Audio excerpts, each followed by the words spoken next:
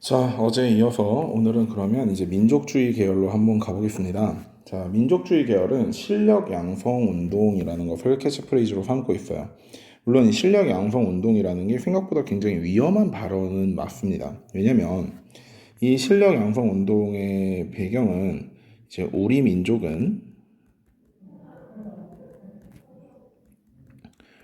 민족끼리 잘 살아야 한다.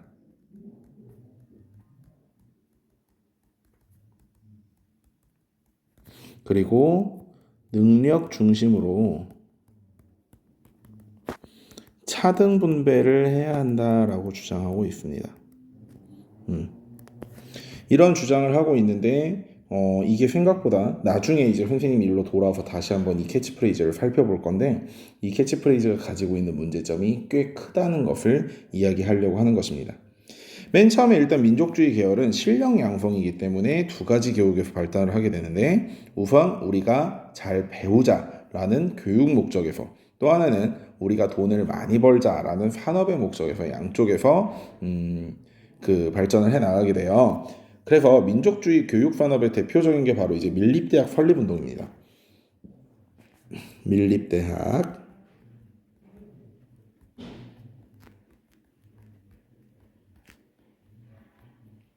밀립대학 설립운동이에요. 누차 얘기했지만 2차 갑오개혁 때부터 일본은 우리나라의 교육에 굉장히 관심을 많이 가지긴 했습니다. 그러나 그 교육을 많이 관심을 가진 건 고등교육에 한정된 것이 아니라 초등교육에 한정돼 있어요. 즉 우리나라 사람들을 말을 알아먹을 만큼만 가르쳐가지고 활용하겠다는 거죠. 그런 거에서 중점이 되어 있기 때문에 당시 우리나라의 교육이라 함은 대부분 초중등까지만 배웠습니다.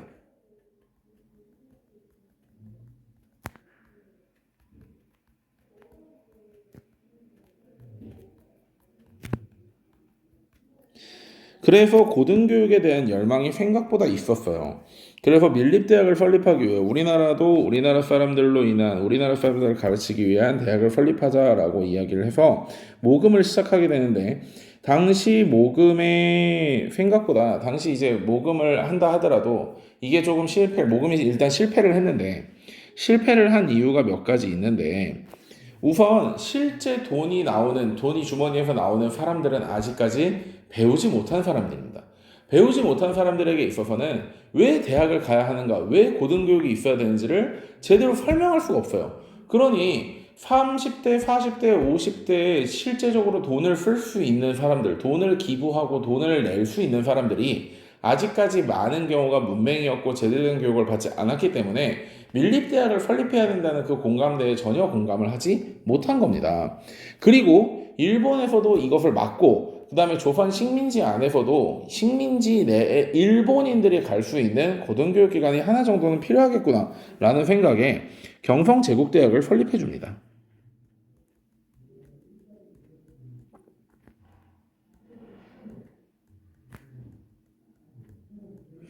이 경성제국대학이 현행의 서울대학입니다. 그래서 이게 실패한 이유가 뭐냐면 첫 번째는 당연히 일본의 방해고 그리고 두 번째는 공감대 형성이 부족했다는 것이죠.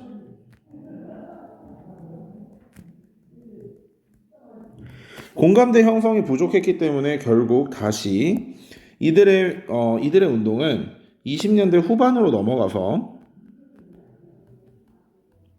실제 돈을 쓸 수 있는 사람들에게 제대로 된 교육을 해야 되겠다라는 생각에 문맹 퇴치 운동으로 변하게 됩니다.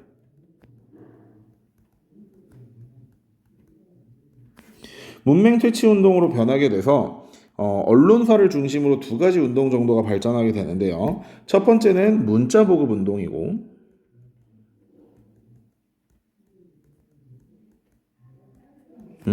29년에 조선일보와 함께 시작되었던 것이고요.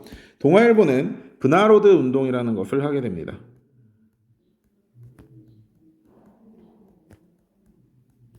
이 브나로드 운동은 나중에 여러분들이 세계사를 듣는 친구들이라면 러시아 혁명기에서 한번 다시 나오게 되는데요. 브나로드는 어디 어디 속으로 민중 속으로라는 뜻입니다. 민중 속으로.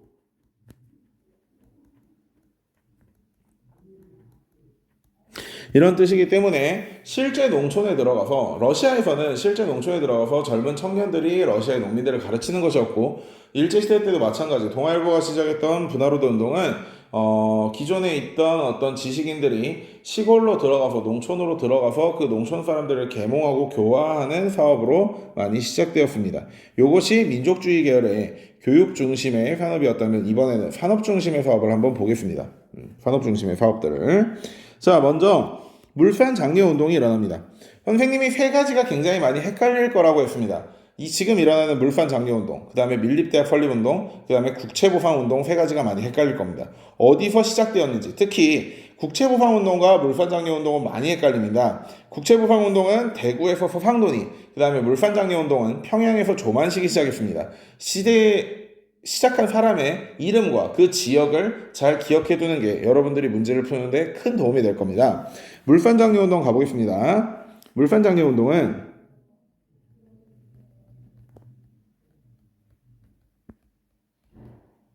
방금 이야기했듯이 평양에서 조만식이라는 친구로부터 시작이 됩니다. 그래서 이들의 주장은 국산품을 애용하자는 거였죠. 국산품을 애용하자는 건데 문제는 이 과정에서 사람들이 너무나 국산품을 애용하려고 하다 보니까 아직까지 제대로 된 생산 라인이 갖춰지지 않은 국산품으로서는 당연히 국산품의 가격이 상승하게 됩니다.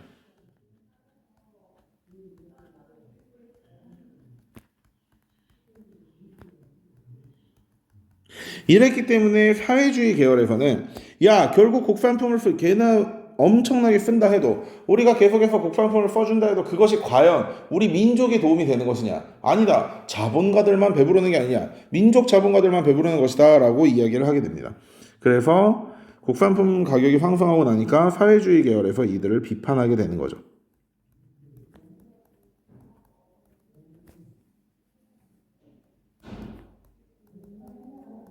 이유가 뭐라고?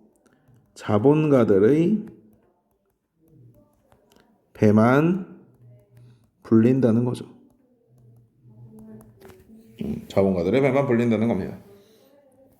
자, 이런 식으로 민족주의의 교육과 산업 관련 내용들을 한번 살펴봤습니다. 자, 그런데 이제 그러면 이제 독립운동에서 대중 중심, 정확히 말하자면 소외받는 사람들 중심의 운동도 한번 살펴보겠습니다. 자, 소년운동과 여성운동과 형평운동을 하나씩 볼 건데요. 우선 소년운동 먼저 가보겠습니다. 소년이라 함은 소위 말해서 초등학교 저학년들을 이야기할 겁니다. 여러분들에게 소년이라는 표현어, 소녀라는 표현을 잘 쓰진 않죠. 여러분들은 청년과 소년의 중간인 청소년이라는 표현을 많이 쓰게 됩니다. 이 당시의 소년들의 인권은 그야말로 바닥이었죠. 뭐 피임을 하고 안 하고의 문제를 떠나서 당시에 자녀를 많이 낳는 것은 농촌이나 시골이나 도시에서나 마찬가지로 일단 사람이 많으면 그 사람이 무언가 노동을 하게 되고 그것 자체가 집안의 재산이자 나름대로 먹고 살 수 있는 방법이었기 때문에 무작정 애를 그렇게 낳기 시작한 겁니다. 그래서 당연히 사람을 사람으로 보는 게 아니라 일을 할 사람, 일을 하는 노예, 일을 하는 뭐 어떤 객체 이런 것으로 보기 때문에 굉장히 소년에 대한 인권이 안 좋다는 거죠.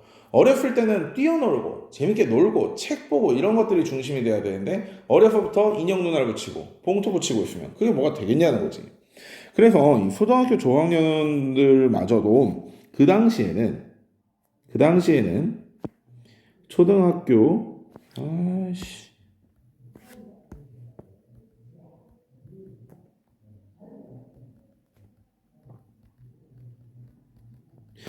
초년 자체가 초등학교 저학년을 얘기하는 말인데 노동력 확보를 위한 것이었단 말이죠. 자, 그런데 문제는 여기에 이의를 제기한 사람들이 있었다는 겁니다.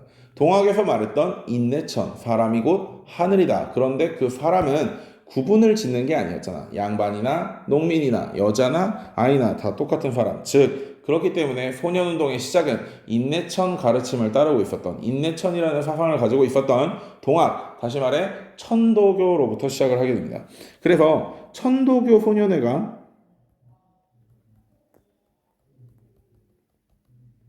설립되게 되고요. 그래서 소파 방정환 선생님을 중심으로 어린이들에게 필요한 동요라든지 동시 같은 것들을 만들게 되고요. 지금까지 아새끼, 아해라고 불리던 어린아이들에 대한 표현을 어린이라는 그 표현으로, 이쁜 표현으로 바꿔놓으신 분입니다. 사실 사람을 어떻게 부르느냐, 그 사람의 호칭에 있어서 그 사람을 생각하는 마음이 많이 담겨 있습니다. 지금까지 아새끼라고 부르는 건 그들에 대해서 소중함을 느끼거나 중요시하게 여기지 않았다는 거죠. 그래서 좋은 말인 어린이라는 말을 써주게 되는 겁니다.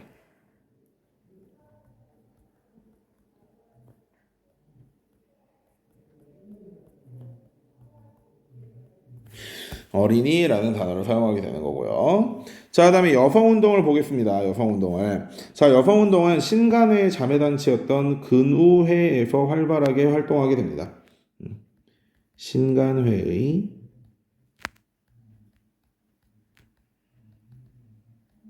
자매단체에서 많이 활동을 하게 되고요. 당시에 전 세계적으로 여성 인권은 굉장한 향상을 보이고 있었습니다.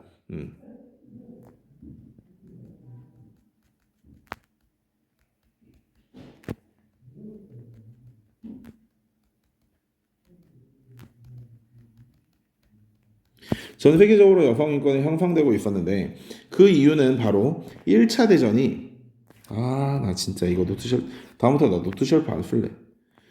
1차 대전이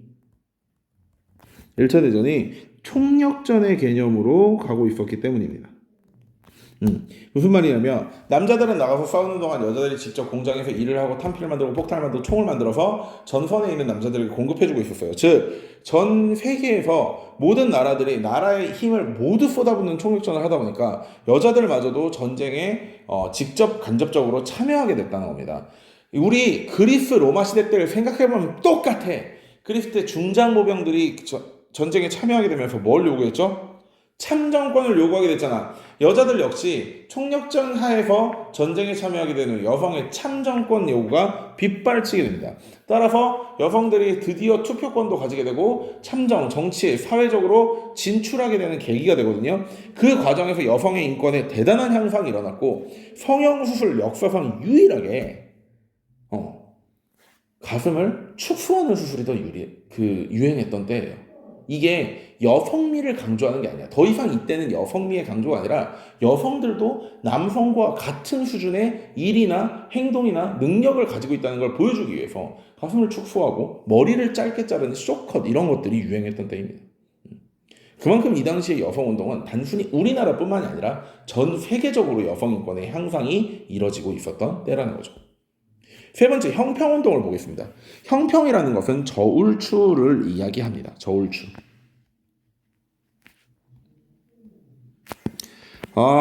노트쉘프 진짜. 저울추를 이야기하는데요. 저울추.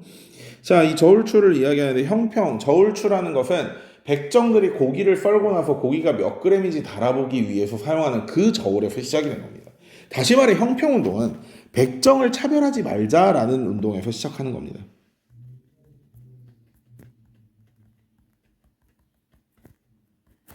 당시 백정들은 이미 신분제가 무너지면서 갑오개혁 신분제가 폐지되면서 백정들 역시 일반 사람들과 똑같은 법적인 어떤 신분을 보장받고 있었지만 실제 주민등록 등본 같은 걸 떼본다면 물론 그 시대에 등본이 있었던 건 아니지만 호적대장 이런 게 있었겠죠. 일제 그 사무소에서 띄워주는 그런 데서 무언가를 띄워보면 백정이었다라는 표식이 그대로 남아 있었습니다. 그렇기 때문에 이것은 공평하지 않다. 백정들의 인권을 되살리기 위해서 더 이상 백정들이 사람 대접을 안 받으면 안 된다. 우리도 사람 대접 받고 싶다라는 그런 인권 운동의 과정에서 조선 형평사 운동이 시작되게 됩니다.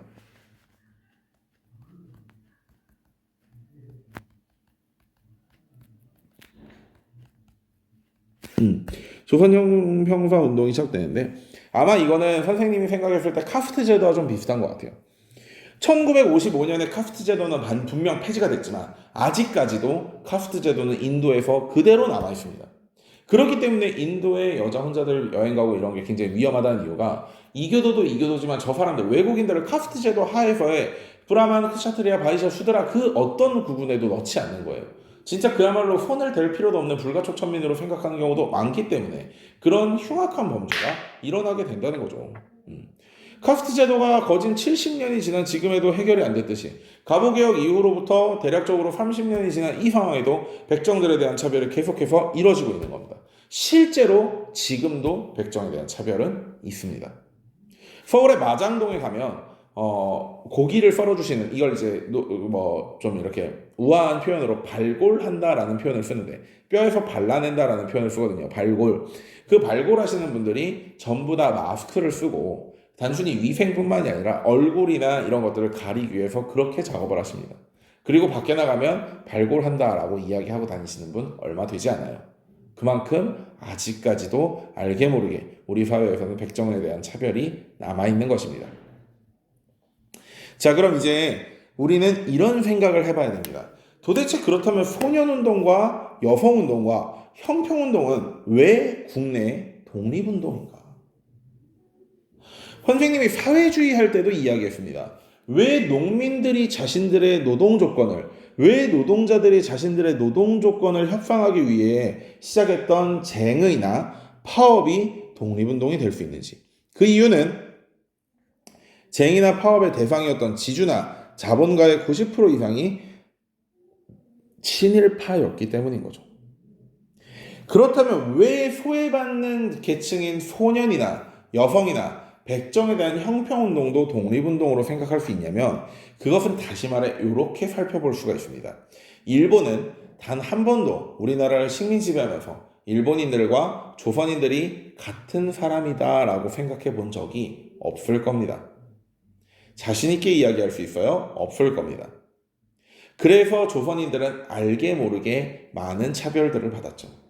그렇다면 이 차별이 옳은 것이냐라는 것을 이야기하기 전에 우리 자신을 먼저 돌아본 겁니다. 우리들은 우리보다 약하다고 생각하는 사회의 주류가 아니라고 생각하는 사람들에 대한 차별이 없었는가라는 문제점, 그러니까 그 발문을 하게 되는 거죠. 그래서 소외받는 사람의 인권을 먼저 회복시키는 것이 이 대중 중심의 운동은 진짜 노트 쉘프. 소외받는 사람의 인권부터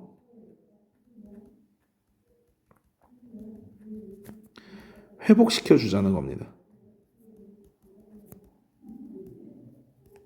그것이 바로 곧 뭐다? 일본인으로부터 천대받는 한국인의 인권을 되살리기 위한 독립운동이다라고 이야기할 수 있는 거죠. 이런 과정을 살펴보면 될 것입니다. 자, 그러면 학생운동으로 넘어가 보겠습니다. 학생운동에서는 60만세운동과 광주 학생 항일운동을 살펴봐야 됩니다.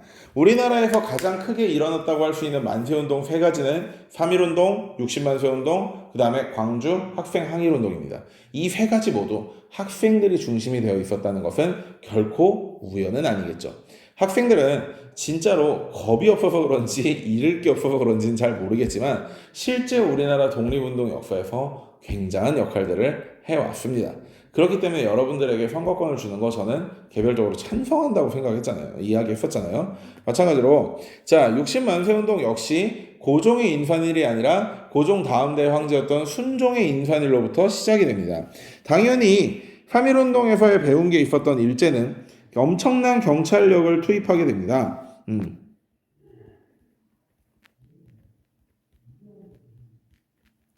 엄청난 경찰력을 투입하게 되고 이로부터 60만세운동이 일어나게 되는데 문제는 이 60만세운동은 기존부터 너무나 일제 경찰력이 강력하게 투입되는 바람에 크게 성공한 문제는 아닙니다. 그러나 여기서 중요한 이유가 뭐냐면 기존의 학생과 서로 도저히 양립할 수 없다고 생각됐던 민족주의 계열과 사회주의 계열이 힘을 합쳤다는 데에 그 의미가 있습니다. 그래서 이것이 결국 좌우 합작운동으로 이어지게 되는 것인데요. 자, 실제로 이들의 대동단결로 인해서 우리나라 1920년대에서 가장 중요하게 살펴볼 만한 운동 중 하나인 신간회가 촉발되었다는 것은 분명 이 60만 세 운동의 큰 의의나 영향으로 생각할 수 있을 것입니다. 그래서 이때 서로 60만 세 운동을 일으키기 위해서 서로 힘을 합쳐봤던 사회주의와 민족주의 계열이 힘을 합쳐서 탄생하는 단체가 바로 신간회죠. 좌우 합작 운동을 펼칩니다. 좌파건, 우파건 같이 이야기하자라고 하게 되는 거죠. 실제로 60만 세 운동보다 실제 어떤 규모나 일본을 놀라게 해줬다는 면에서는 훨씬 더 강력한 것이 광주 학생 항일 운동입니다. 광주 학생 항일 운동은 나주 여학생 희롱 사건으로부터 시작이 됩니다. 나주에서 광주로 통학을 하고 있던 나주의 여학생 박준채인가요? 선생님도 순간적으로 이름 까먹었는데 나주 여학생 희롱이 일어나고 당연히 일본인이 희롱을 했겠죠. 광주와 나주를 기차 통학하고 있는 그 과정에서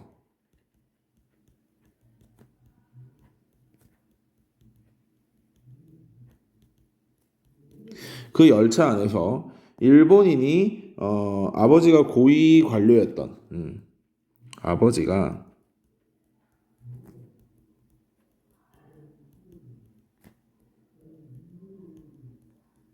일본인 학생이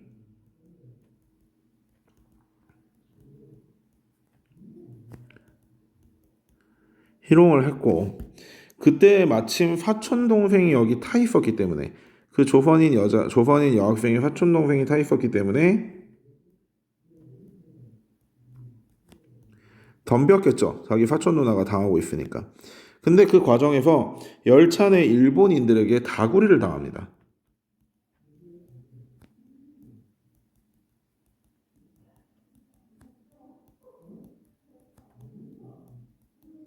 그러니까 실제로 좀 어이가 없는 게 분명 희롱을 한 건 일본인인데도 불구하고 그 안쪽에 있는 수많은 일본인들이 조선 학생들에게 감히 조선진 따위가 이러면서 갈구게 되니까 조선 학생 입장에서 너무 억울한 겁니다. 그래서 얘가 결국 다른 학교 그 다음날 찾아가게 되거든요.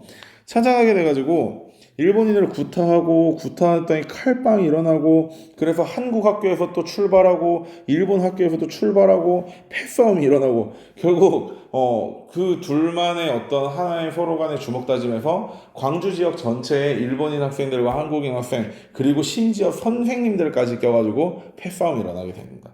그 과정에서 경찰이 개입했고요. 그 경찰이 개입하는 과정에서 한국 선생님들에 대한 차별이 심각하게 일어나게 된 것입니다. 그래서 정리를 계속하자면,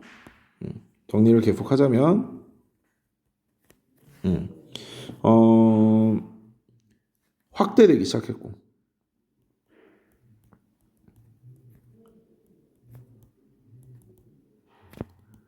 광주 지역 전체 학교로 확대되었고요.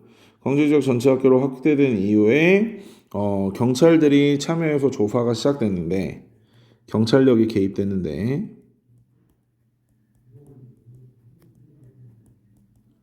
이 과정에서 차별 대우가 있었다는 겁니다. 그러다 보니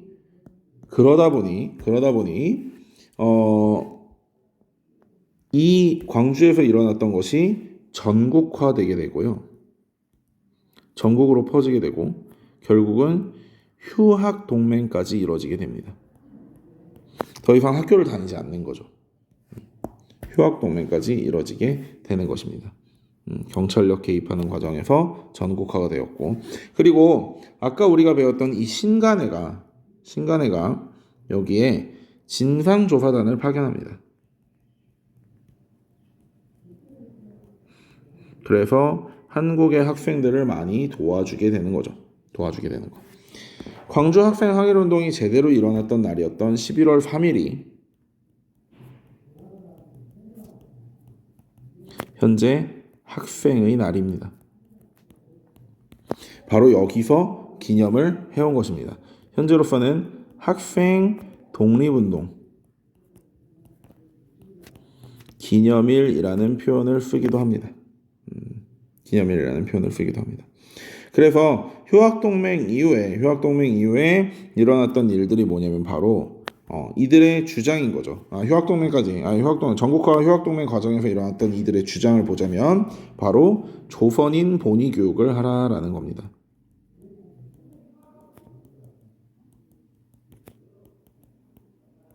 지금 분명 한국에서 한국 학생들을 데리고 일어나고 있는 운동임에도 불구하고 실제 조선인들을 위한 교육이 아니다라고 주장을 한 겁니다. 그래서 도대체 왜 우리가 한국을 위한 교육을 받아야지 왜 일본을 위한 교육을 받냐라고 얘기하면서 전국적으로 조선인 본위 교육에 대한 이야기들이 굉장히 많이 주장되었습니다. 특히 이 광주학생 상인운동은 3.1운동 이후에 거의 최대 규모의 학생운동입니다.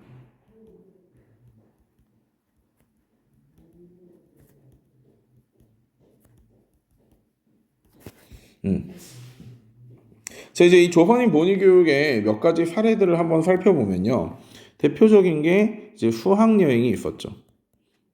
당시에 수학여행은 일본 학생들은 무조건 한국으로, 한국 학생들은 무조건 일본으로 갔습니다. 한국 학생들에게는 일본으로 건너가서 일본의 발전된 문명을 보여주면서 그 당시 이제 발전된 도시나 이런 것들을 보여주면서 너희는 미개하다라고 얘기를 한 거고, 반대로 일본 학생들에게는 한국의 사회를 보여주면서 야 얘들이 이만큼 미개하다, 그러니까 너희가 나중에 이들을 식민 지배를 잘 해야 된다, 이런 개념으로 가게 됐는데 실제 한국 학생들의 생각은 달랐던 거죠. 야 씨발 우리도 이렇게 잘 살 수 있는데 이 새끼들 우리를 이렇게 초치하고 축출하고 우리를 괴롭히니까 이런 것들을 해냈구나, 이따 때려 부셔야 돼 막 이러면서 수학여행의 장소를 그렇게 고정화시키는 거라든지, 반대로 일본 선생의 비율이 엄청나게 많은 거라든지, 수학여행 문제라든지 한국인 선생의 비율이라든지,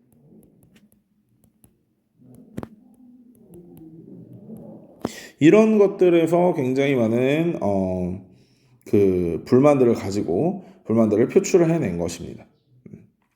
자, 그래서 전국적으로